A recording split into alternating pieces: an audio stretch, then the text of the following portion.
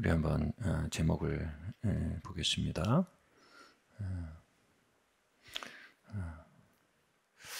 우리 함께 읽겠습니다. 시작. 나의 삶을 향해 하나님은 전지전능하신가? 네. 우리의 삶을 향해 하나님 정말로 전지전능하신가요? 시편 40편 5절 말씀 함께 읽겠습니다. 여호와 나의 하나님이여, 주의 행하신 기적이 많고 우리를 향하신 주의 생각도 많도소이다. 내가 들어 말하고자 하나 주의 앞에 베풀 수도 없고 그 수를 셀 수도 없나이다. 네. 알트킨들 박사는요, 성삼위일체 하나님을 받아들이는 데 있어서 그 각각의 성부 하나님, 성자 하나님, 성령 하나님 각각의 하나님을 받아들이는 데 있어서 각자의 스티그마, 즉 찔러서 그 중심을 드러내는 요소들을 가지고 있다고 얘기합니다. 성자 하나님은요, 하나님이 사람이 되어 십자가에 달리셔서 죄가 되심으로 말미암아 인간의 허영과 높아지고자 하는 마음을 찔러서 드러내는 스티그마, 가시를 가지고 있습니다. 그리고 성령 하나님은 또 그 초자연적인 역사들, 은사들과 초자연적인 현현들을 통해서 인간의 지적 교만과 통제하려는 본성을 찔러서 드러내는 스티그마를 가지고 있다고 말합니다. 그래서 우리가 우리의 이성으로 도달할 수 없는 초자연적인 것들, 또 우리의 통제와 조종 안에서 모든 것이 이루어져야 한다는 우리의 강박들을 정확히 찔러 드러내는 현현들과 은사들로 성령 하나님을 우리가 받아들이는 데 있어서 스티그마를 통해서 우리의 중심을 드러내신다고 말합니다. 그런데 이 성부 하나님이 가진 스티그마는 이것입니다. 하나님의 아버지의 주권과 섭리입니다. 즉 하나님은 그분의 뜻대로 모든 것을 주관하신다는 사실입니다. 하나님이 모든 것을 그분의 뜻대로 주관하신다, 이것을 우리는 섭리의 교리라고 합니다. 이것은 인간의 마음속 깊은 곳에 있는 불신과 쓴마음들을 찔러서 드러내는 스티그마, 가시를 가지고 있습니다. 우리의 개인적 또는 집단적인 상처, 쓴마음들은요, 하나님의 섭리와 주권에 대해서 거부감을 갖게 합니다. 꼭 그래야 되는가? 왜 이렇게 됐어야 하지? 한 선배가 있었습니다. 그 선배는 굉장히 신실하고 헌신되어 있었습니다. 그런데 일정 기간 심한 고통을 통과했습니다.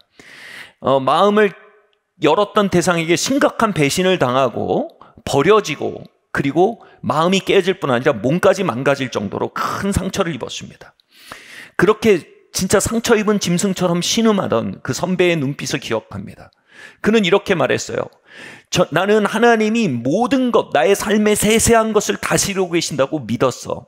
그런데 하나님은 어느 정도 인간에게 맡겨두시고 인간의 선악에 의해 결정되고 또 인간의 약함에 의해 결정되도록 한 발 물러나 계신 것 같아. 지금 내게 벌어진 일은 하나님의 섬세한 통치의 결과라고 볼 수는 없는 것 같아. 하나님의 인간의 악과 죄성의 발현이고, 하나님은 왕처럼 모든 시스템을 다스리지만, 그러나 우리의 삶의 세세한 것을 결정하도록 섭리하는 것 같지는 않다. 이렇게 말했어요. 신학적인 언어였지만 그 형님의, 그 선배의 표정과 눈빛, 그리고 무엇보다 그 상하고 쓴 것으로 차오른 그 마음의 에너지는 지금도 제 안에 선명한 인상으로 남아 있습니다. 저에게 개인적으로 이 성삼위 하나님의 스티그마 중에 가장 오래 걸린 스티그마가 바로, 지금도 사실은 어쩌면 소화하고 있는 스티그마일 수 있는데요, 이것이 바로 성부 하나님의 전능성, 주권, 섭리에 대한 스티그마입니다. 어거스틴 이후 최고의 신학자로 손꼽히는 조나탄 에드워드조차 이렇게 말했습니다. 어릴 적부터 나의 마음은 하나님의 주권의 교리에 대한 반감으로 가득했었다. 그것은 나에게 끔찍한 교리로 보였다. 그러던 어느 날 나는 하나님의 주권 교리를 확신하고 또 온전히 만족하게 되었는데, 그날이 똑똑히 기억난다. 하지만 내가 어떻게 혹은 어떤 방법으로 확신하게 된지 전혀 설명을 못하겠다. 그건 성령의 역사였다. 나는 다만 더 멀리 보게 되었고 나의 이성으로 하나님의 주권 교리의 정당성과 타당성을 이해하게 되었다는 사실만 말할 수 있을 뿐이다. 그럼에도 나의 지성은 그 교리 안에서 쉼을 누렸고 나의 트집과 반대도 막을 내렸다. 얼마나 정직한 표현이에요? 우리의 트집과 반대. 이건 왜 이래요? 왜 이래요? 왜 이래야 돼요? 왜 이래야 돼요? 단순한 지적 호기심이 아니죠. 그 너머엔 쓰디쓴 마음이 있어요. 히브리서가 말했어요. 쓴 마음은 전염력이 있어요. 인류는 하나님의 주권에 대한 쓴 마음의 전염병에 감염돼 있어요.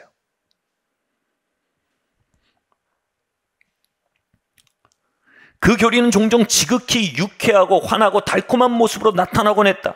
이제 나는 아주 기쁜 마음으로 절대 주권이 하나님께 속했다고 말할 수 있다. 아멘. 하나님의 절대 주권을 말할게요. 하나님의 한 발 물러나서 인간의 약함과 인간의 죄성과 또는 인간이 얼마나 마귀와 잘 전쟁을 치룬지의 또 결과와 이런 것에 대해서 열린 결말을 가지고 계시다. 설득력 있죠? 근데 이것을 열린 신론이라고 합니다. 이것이 상처 입은 선배가 가졌던 신론입니다. 여러분, 아무도 신학을 공부하거나 신학적 언어로 정의하고 있지 않지만 우리의 내면은 모두 신학자입니다. 그리고 열린 신론은 기독교회 사연에서 이단으로 정제된 신론입니다.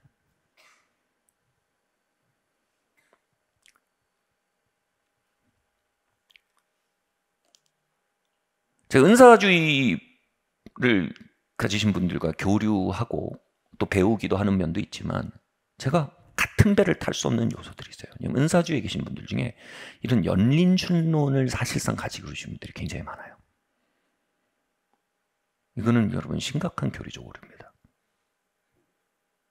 잠깐 옆으로 갔었는데 다시 돌아올게요.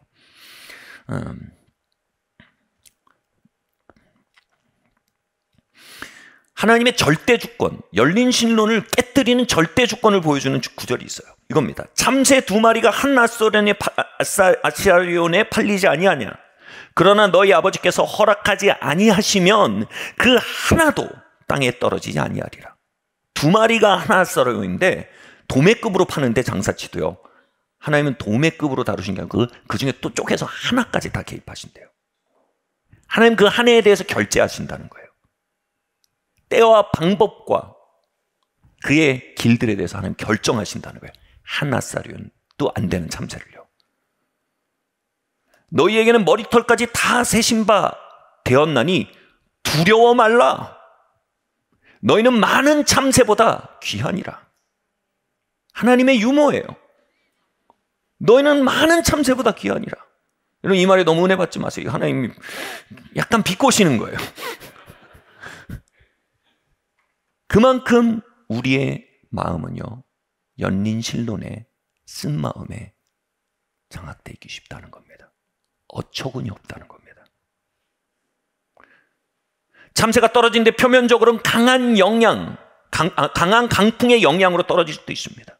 또는 세월을 피할 수 없어 노화돼서 떨어질 수도 있습니다. 사건, 사고, 즉 사냥꾼이 개입해서, 인간의 악이 개입해서 그를 떨어뜨릴 수도 있습니다. 그런데 그 방법과 시기와 다양할 수 있으나 그것이 표면적이지만 그 이면에 정말로 심층적인 차원에 우리의 이성이 도달할 수 없지만 주님의 성령의 조명하심과 말씀의 신묘막측함의 차원 속에서 바라볼 때 그는, 하나님은 그 모든 것에 참새 1마리가 떨어지는데도 개입하신다는 거예요.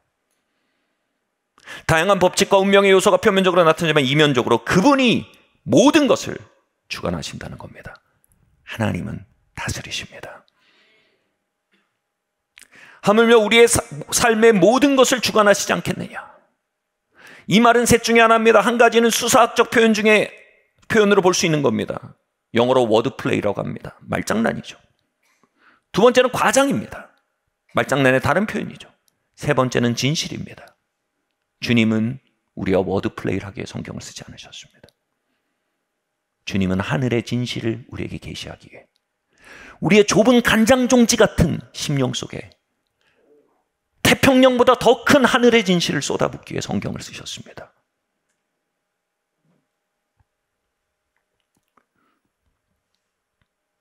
저는 재작년쯤에 아주 심각한 과민함을 경험하고 있었습니다.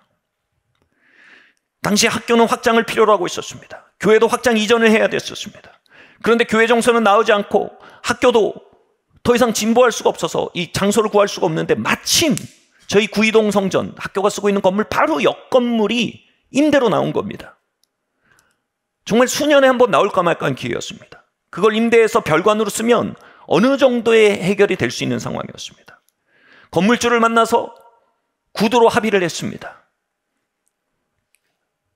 구두로 합의한 이유가 이겁니다. 집주인이 개인 사정이 있다며 조금 시간을 자기 계약하러 만날 때까지 좀 어디 뭐 개인 일을 처리할 게 있다고 좀 미룬 겁니다. 저는 그 얘기를 듣고 그렇게 얘기했어요. 실행팀에게. 그럼 그 자리에 도장 찍어야 된다. 그냥 보내면 안 된다. 도장 찍어야 된다. 네. 개인 사정이 있다고 해서 걱정 말하는 거예요. 네. 그런데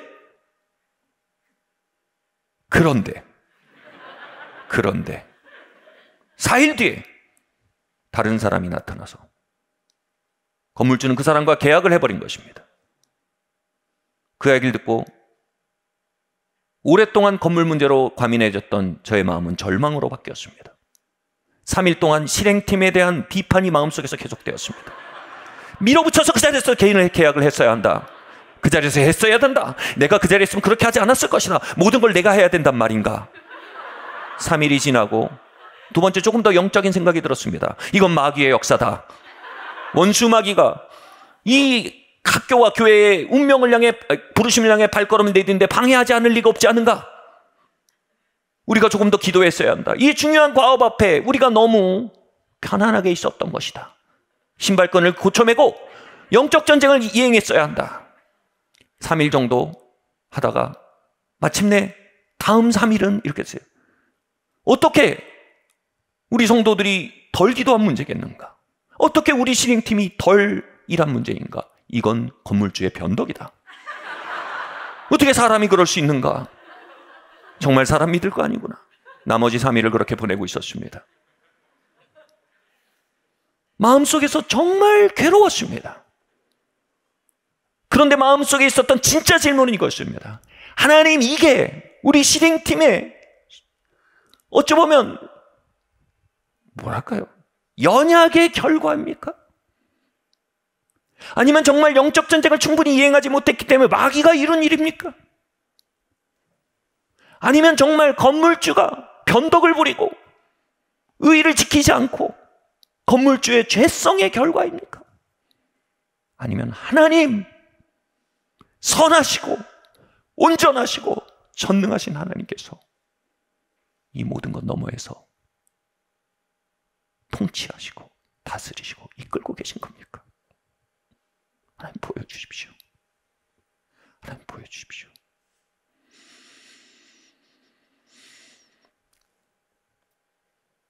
그렇게 기도하던 중에 당시 이렇게 정독을 하고 있던 칼빈의 기독교 강요 1권의 한 챕터를 만나게 됐습니다. 그 챕터가 바로 하나님의 섭리와 주권에 대한 챕터였습니다. 칼빈은 정확하게 하나님의 주권고리 교리를 피력했고 제 마음속에 갈피의 이야기들을 그의 글로 정확히 표현했습니다. 그리고 제 안에 은밀히 틈타고 있던 열린 신론의 오류를 정확히 집어냈습니다. 그 기독교 강을 읽는 동안 아마도 조나단 에드워드의 이성으로 도달할 수 없었던 그 교리에 도달할 수 있었던 성령의 조명이 제 마음에 임했던 것입니다.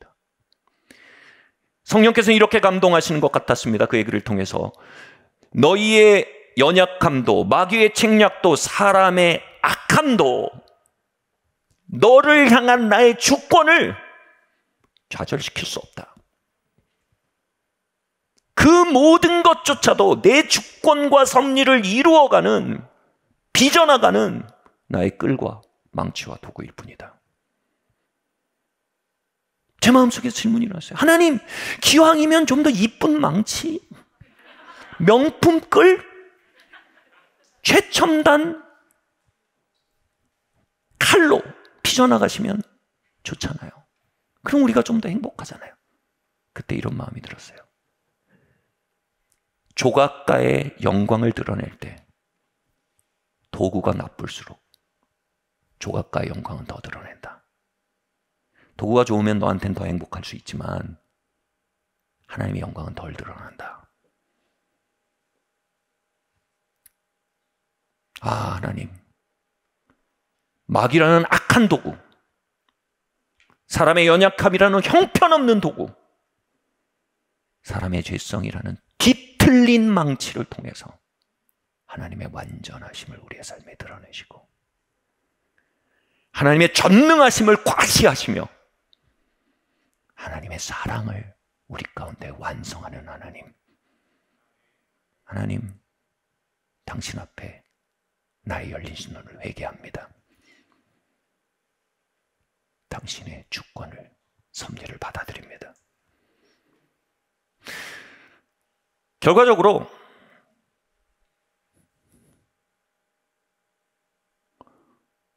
우리는 생각지 못했던 건물을 아예 매입하게 됐습니다.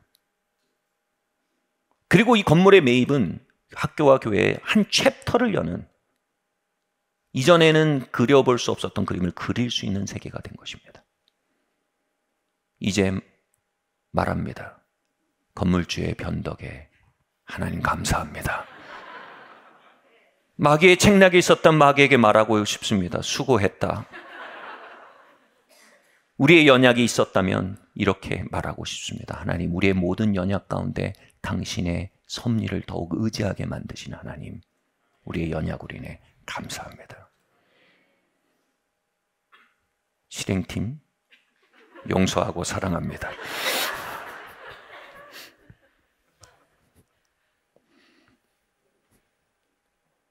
여러분, 섭리의 교를 믿으면요, 여러분 얼마나 많은 남편들을 용서할 수 있을지 모릅니다.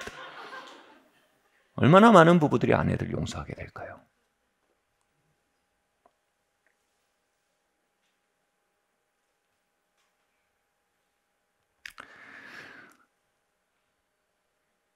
섭리는요, 끝까지 가봐야 보이는 겁니다.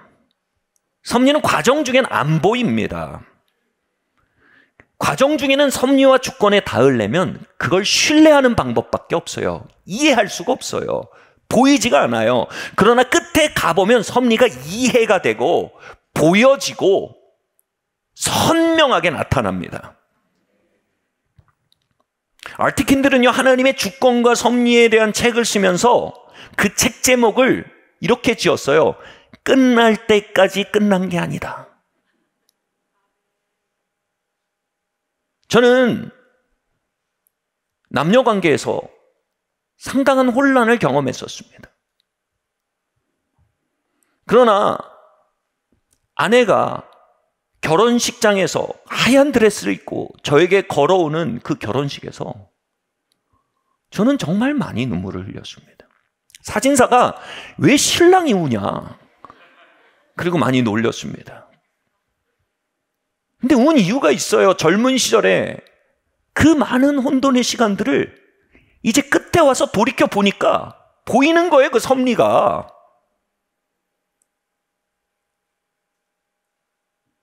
우리의 죄성에 대해서 하나님을 신뢰하게 되는 거예요. 어리숙하고 연약했던 시간들에 대해서 하나님 갈망하게 되는 거예요. 수많은 우연과 운명처럼 느껴지던 모든 것 속에 있는 하나님의 절묘한 주권에 대해 하나님을 찬양하게 되는 거예요. 그래서 그 자리에 서서 단상에 서서 그렇게 울었어요.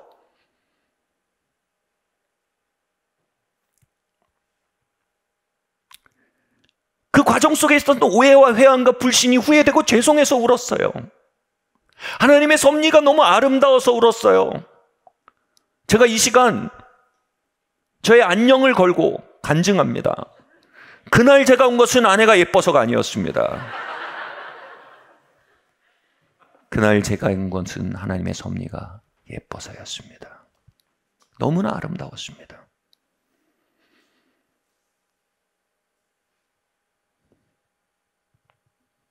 당연히 아내도 아름다웠어요.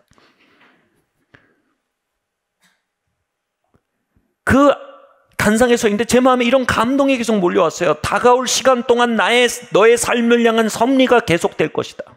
그러나 그것은 보이지 않을 것이다.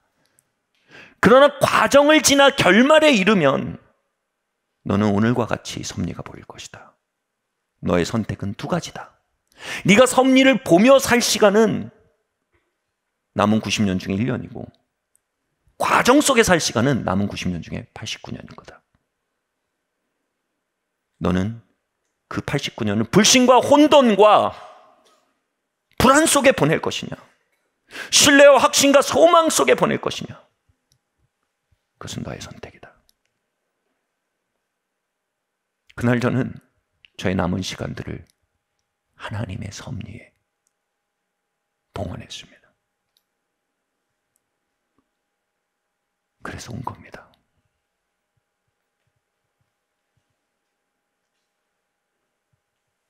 스태핑 스톤이라는 기도가 있습니다. 기도 코스가 있어요. 삶의 고통의 순간들에 대해서 주님과 기도하면서 다시 재정리하는 기도인데요. 이 스태핑 스톤 기도를 끌고 가는 세 가지 중요한 전제가 있어요. 첫 번째가 하나님은 전능하시답니다. 그리고 두 번째가 하나님은 우리를 사랑하신다는 겁니다. 세 번째가 하나님은 우리를 다스린다는 겁니다. 근데 이 세 가지가 좀처럼 보이지 않는 기간들이 우리의 삶에 상존한다는 것입니다. 그래서 이 기도에서 요구하는 건 그 시간들을 붙잡고 나아가서 하나님이랑 끝을 보라는 겁니다. 끝을 본다는 게 뭐예요? 우리가 그 시간들 속에 쓴 마음을 가지고 낙심하고 좌절하고 덮어버렸다면 그것은 그 시간이, 그것이 하나님이 선하시지 않았기 때문이 아니라 우리가 과정 속에 그만뒀기 때문이라는 거예요. 끝까지 가보면 모두가 하나님을 찬양하게 된다는 겁니다. 끝까지 가면 모두가 하나님의 전능하심을 인정하게 된다는 겁니다. 하나님 앞에 가라는 겁니다. 하나님의 통치에 대한 좌절과 상처는 오해의 결과일 뿐이라는 겁니다. 오해는 뭡니까? 끝까지 가보지도 않고 속단하는 걸 오해라고 합니다. 오래전에 저의 마음이 완전히 번아웃 되었을 때입니다. 그때 이런 감동이 있었어요. 내가 오랫동안 집회와 사역들을 통해 너의 마음을 고치고 일으켜왔지만 이 한 해 동안 대자연을 통해 너의 마음을 채우고 일으키겠다. 당시 제가 안식년이었어요. 캐나다에서 안식년을 보내고 있었는데 캐나다에서 한 이탈리안 친구를 사귀게 됐는데 이 친구가 워케이션이라고 하죠. 요즘 이 워케이션의 선구주자예요. 랩탑 하나 들고 전 세계를 다니면서 일하면서 그걸 이제 온라인으로 송출하면서 그걸로 조합을 하면서 전 세계를 여행하는 친구였어요. 이 친구가 정말 말 그대로 전 세계를 다녔는데 제가 이 친구한테 물어봤어요. 친구야, 너 바다 다 봤냐니? 다 봤다는 거예요. 어느 바다가 제일 예뻐? 그러니까 정말 1초도 안 걸려서 대답하더라고요. 어디게요? 네. 함덕이요? 그래요, 좋아요. 근데 아무튼 이 친구는 그러더라고요. 캐리비안이 제일 예쁘다는 거예요. 저는 캐리비안의 해적만 알았지 캐리비안 바다가 예쁜 줄 몰랐어요. 근데 마침 그 캐리비안 바다로 가는 너무나 말도 안 되는 초자연적인 딜이 열렸어요. 제 아내와 저는 그 딜을 잡고 캐리비안 바다로 갔습니다. 제 마음속의 계획은 이것이었습니다. 안식년 있고 시간도 있고 또 그때가 너무나 초자연적인 딜이었기 때문에 15일 동안 캐리비안 바다가 보이는 방을 잡아서 거기 머물면서 그 바다를 보는 게 제 꿈이었습니다. 제 계획이었습니다. 그런데 캐리비안 바다 앞에 있는 그 호텔에 도달했을 때 저는 충격을 받았습니다. 사진과 계약이 다르다는 것이었습니다. 사진은 바다 사진이 있었는데 방 앞에, 근데 그게 라군, 약간 호수 같은 거였어요. 그러니까 바다를 등지고 있는 거예요. 여기 호수를 보고 있는 거예요. 제가 왜 사진과 다르냐고 얘기를 해봐야 계약서를 자세히 읽어보면 제가 사인한 게 그게 맞는 거예요. 뭐 군말할 수 없죠. 들어왔습니다. 아, 그렇지. 비즈니스가 그렇지 뭐. 그렇지 뭐. 영준이가 또 약하잖아. 그 또 텀스 앤 컨디션 다 읽은 건 나잖아 또. 올라왔어요. 올라와서 이제 방에 들어왔는데 엎친 데 덮친 격이죠. 화장실이 고장이 났어요. 1시간, 2시간, 1시간 정도를 그 화장실을 참는데 여기까지 막 올라오는 거예요. 근데 그 순간 스태핑 스톤 기도가 생각이 났어요. 하나님은 전능하시다. 하나님은 날 사랑하시다. 하나님은 지금 이 시간도 나를 다스리신다. 그 세 가지가 귀결되자 갑자기 이 마음이 돼요. 이게 끝일 리가 없다. 이게 끝일 리가 없다. 그 순간 전화를 했어요. 제가 잘 안 하는 일이에요. 프런트에 전화했어요. 화장실이 고장났는데 그러면서 얘기를 했어요. 뭐 이만하고 이만하는데 제가 정말 안 하던 말이에요. 방을 바꿔줘라. 그 이쪽에서 방을 바꿔주겠다. 근데 방을 바꿔준데 바로 내 방 건너편 방이 가깝고 지문기 좋다. 건너편 오면서 그렇게 해주겠다는 거예요. 미안하다는 거예요. 그 방으로 들어가니까 그 마음속에 있던 캐리비안 바다가 창문을 통해 펼쳐지고 있는 거예요. 참새 한 마리도 주님의 허락이 아니면 떨어지지 않아요. 변기도 주님의 허락이 아니면 막히지 않아요. 그게 지렛대가 될 줄 누가 알았겠어요? 그 순간 제 마음에 이런 생각이 들었어요. 영준아, 이건 매우 작은 일이다. 그러나 내 평생을 향한 레슨 중에 하나다. 빨리 실망하지 마라. 나의 선함은 변기가 막혔을 때도 막히지 않는다. 할렐루야.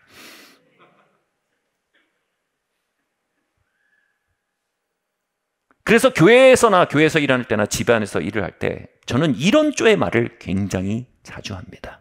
이게 끝일 리가 없다. 하나님은 선하시고 전능하신데 이게 끝일 리가 없다. 인간의 약함이 끝을 규정할 수 없다.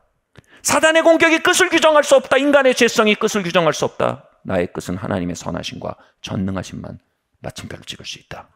이게 끝일 리가 없다. 같이 말할까요? 이게 끝일 리가 없다.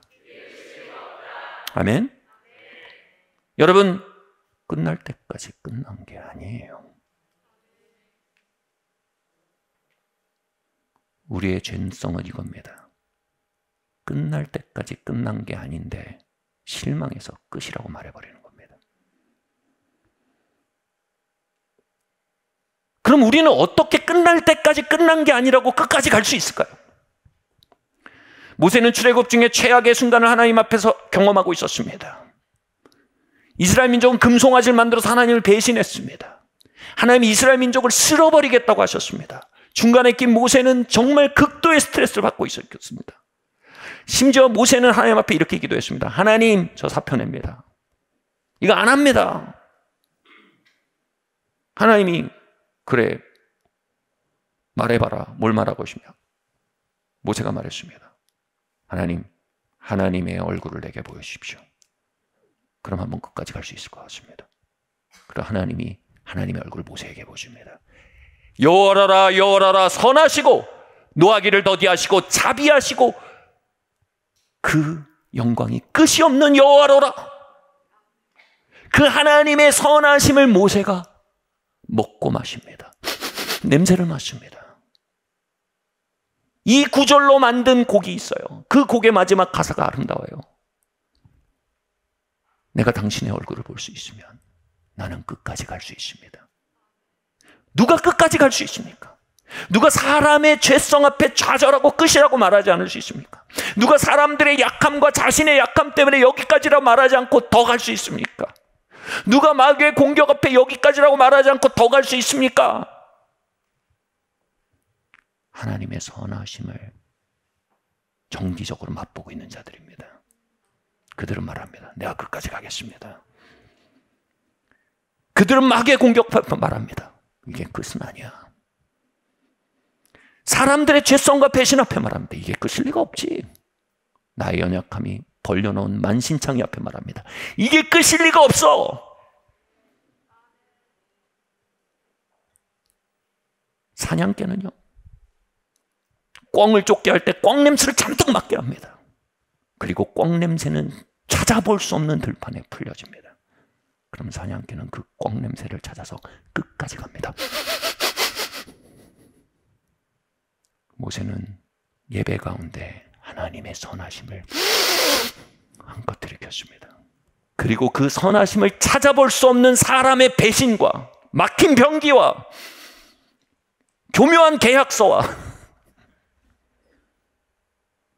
교묘한 시각적인 미각, 이 왜곡들이 판을 치는 주중을 사냥개로 산 겁니다. 하나님의 선하심을 찾아간 겁니다. 내가 끝까지 가겠습니다. 여러분, 오늘 하나님의 선하심을 보셔야 합니다. 그리고 심령에서 이 소리가 터지게 합니다. 이게 끝일 리가 없잖아. 다시 한번 말할까요? 이게 끝일 리가 없잖아. 아멘. 에스겔 36장 23절 말씀 함께 읽겠습니다. 시작. 여러 나라 가운데서 더럽혀진 이름 곧 너희가 그들 가운데서 더럽힌 나의 큰 이름을 내가 거룩하게 할지라. 내가 그들의 눈앞에서 너희로 말미암아 나의 거룩함을 나타내리니 내가 여호와인 줄 여러 나라 사람이 알리라. 주 여호와의 말씀이니라. 아멘. 그러면 우리가 끝까지 가면 어떻게 될까요? 다 여기 있는 사람만 만사형통하고 무병장수하고 백만장자되고 성공하고 유명해질까요? 하나님의 섭리의 목적지는 뭘까요? 우리의 삶을 향한 하나님의 섭리의 목적지가 뭘까요? 성경 전체에서 가장 명확한 하나님의 섭리의 목적지인 겁니다. 바로 하나님의 이름이 거룩해지는 것입니다. 거룩해지다란 말은요, 구별되다, set apart. 약간 의역함이 있습니다. 탁월하다는 겁니다. 차원이 다르다는 겁니다. 요즘 말로 클래스가 다르다고 합니다. 애들 말로 넘사벽이라고 합니다. 전혀 다른 겁니다. 미국이란 국가 또는 스위스란 국가를 보면 정말 선진국입니다. 그런데 하나님의 왕국은 넘사벽입니다. 그들과는 비교가 되지 않습니다. 이 땅에 좋은 아버지, 좋은 어머니, 좋은 리더, 좋은 위인들이 많습니다. 그러나 그분의 선함과 위대함은 넘사벽입니다. 거룩하십니다. set apart. 하나님은 이 세상에서 그분의 이름을 거룩히 하기로 결정하셨습니다. 그분의 이름이 얼마나 선하고 얼마나 아름답고 얼마나 영광스럽고 얼마나 전능한 이름인지를 떨치기로 작정하셨습니다. 하나님은 그 일을 위해 섭리하십니다. 잠언 말씀 한번 읽어보겠습니다. 함께 읽겠습니다. 시작. 세상을 진동시키며 세상이 견딜 수 없게 하는 것이 선엇이 있으니 곧 종이 임금된 것과 미련한 자가 음식으로 배부른 것과 미움받는 여자가 시집간 것과 여종이 주모를 이은 것이라. 이 네 가지 명가 다 뭐냐 하면요, 합당치 않은 자가 높임받는다는 것에 대한 비유적 의미입니다. 세상을 진동시키며 세상을 견딜 수 없게 만드는 게 네 가지 있다고 하는데 사실 네 개가 하나예요. 그러니까 단 하나가 있다는 거예요. 그게 뭐냐면 높임받지 말아야 할 사람들이 높임받는 거예요. 그게 세상의 만악의 근원이라는 거예요.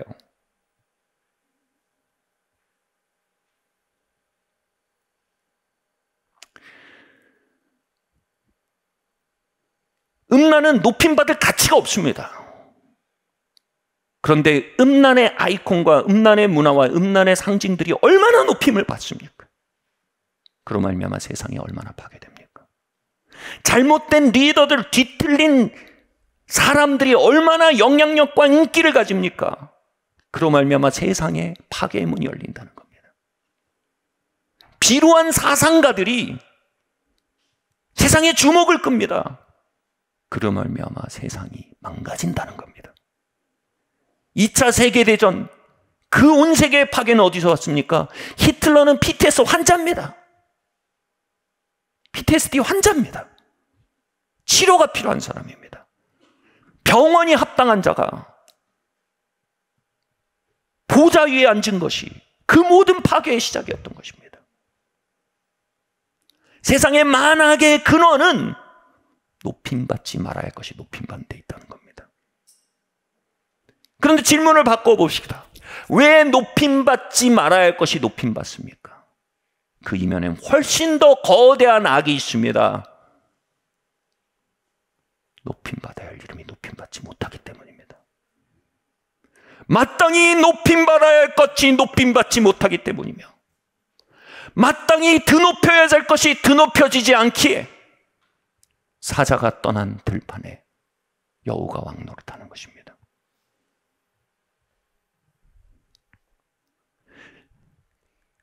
세상의 완성, 요한계시록에서 세상의 완성, 그 경륜의 끝의 장면이 뭡니까?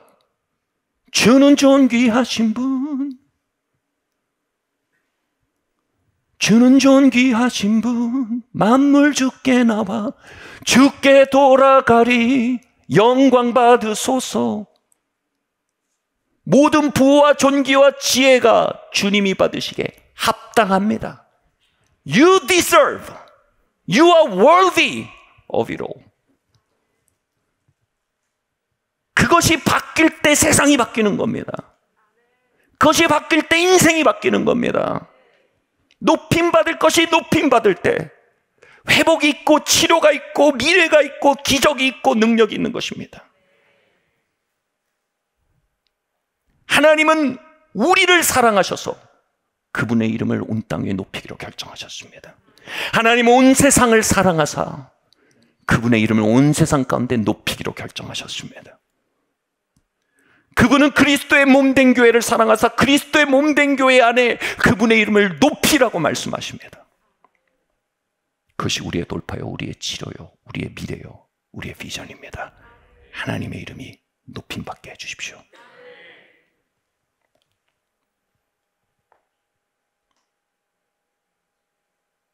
열방에서 하나님이 진정으로 높임받을 때 세상은 치유됩니다. 우리의 삶에서 그분의 이름이 진정으로 높임받을 때 우리의 삶이 회복됩니다. 우리의 가문에서 그분의 이름이 진정으로 높여질 때 우리의 가정은 다른 차원으로 나아가게 됩니다.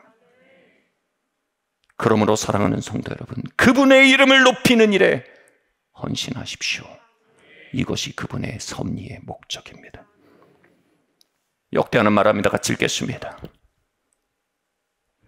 내 이름으로 일컫는 내 백성이 그들의 악한 길에서 떠나 스스로 낮추고 기도하여 내 얼굴을 찾으면 내가 하늘에서 듣고 그들의 죄를 사하고 그들의 땅을 고칠지라.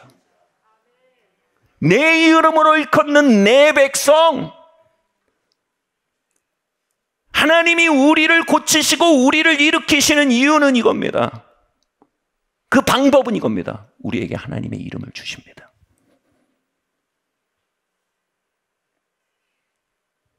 그리고 우리의 삶 가운데 하나님의 이름을 높이게 합니다. 그럴 때만 우리의 삶이 근본적으로 개선됩니다. 하나님의 섭리가 나의 이름을 높일 것이라고 생각하신다면 하나님의 섭리와 전림발이로 걷게 됩니다. 하나님의 섭리가 내 자존심을 높여줄 것이라고 생각하면 우리는 하나님의 섭리와 전림발이가 됩니다. 우리나라입니다. 하나님이 우리에게 하나님의 이름을 주신 것은 우리로 하나님의 이름으로 일컫게 하사 하나님의 이름을 높이게 하시고 하나님의 이름이 높여지는 그곳에 진정으로 하나님의 통치 안에 살게 하기 위하십니다. 하나님의 섭리의 목적은요, 하나님의 이름을 높이는 거예요. 하나님 그 일에 진심이세요. 우리가 그 일에 진심이 될 때요, 우리는 섭리와 함께 앞으로 가는 인생이 됩니다.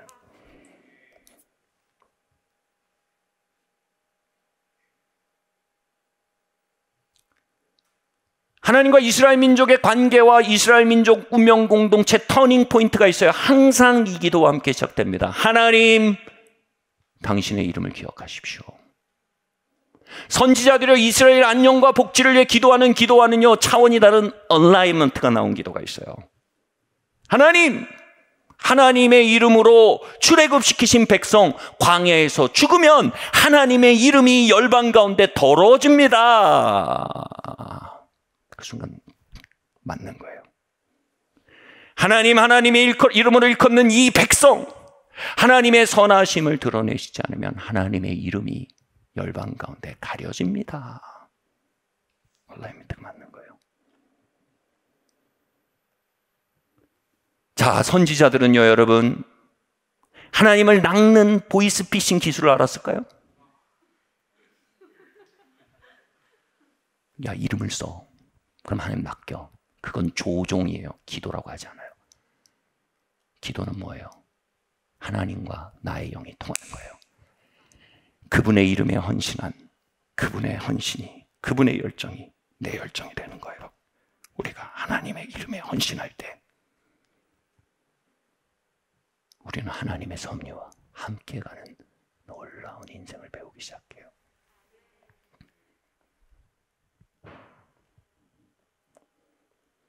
그때 말하게 될 거예요. 와, 이전 건 인생도 아니었구나. 그건 그냥 생존이었구나.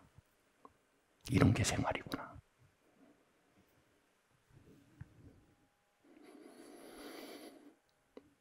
그분을 높일 때 비로소 섭리가 보입니다. 함께 마지막 말씀 읽겠습니다. 시작. 모든 일을 그의 뜻대로 결정하신, 이게 섭리예요. 다시 말할게요. 모든 일을 그의 뜻대로 결정대로 일하시는 이의 계획을 따라 우리가 예정을 입어 그 안에서 기업이 되었으니 이는 우리가 그리스도 안에서 전부터 바라던 그의 영광의 찬송이 되게 하려면이라. 우리가 그분의 스톡옵션이 됐다는 거예요. 우리에게 스톡옵션을 맡기기로 결정하셨는데 창세 전에요. 우리의 삶을 향한 경륜은 이거예요. 우주적 경륜에 부르는 건데 우주적 경륜은 뭐예요? 온 땅을 하나님의 이름으로 가득 차게 하는 거예요. 그걸 위해서 우리의 삶은 어떻게 했다고요? 우리가 하나님의 찬송이 되게 하기 위해요. 우리의 삶이 그분의 이름을 드러내고 그분의 이름을 높이고 우리의 삶 속에서 그분의 이름이 높아지는 것을 하기 위해 하나님 우리의 삶을 섭리하신다는 거예요.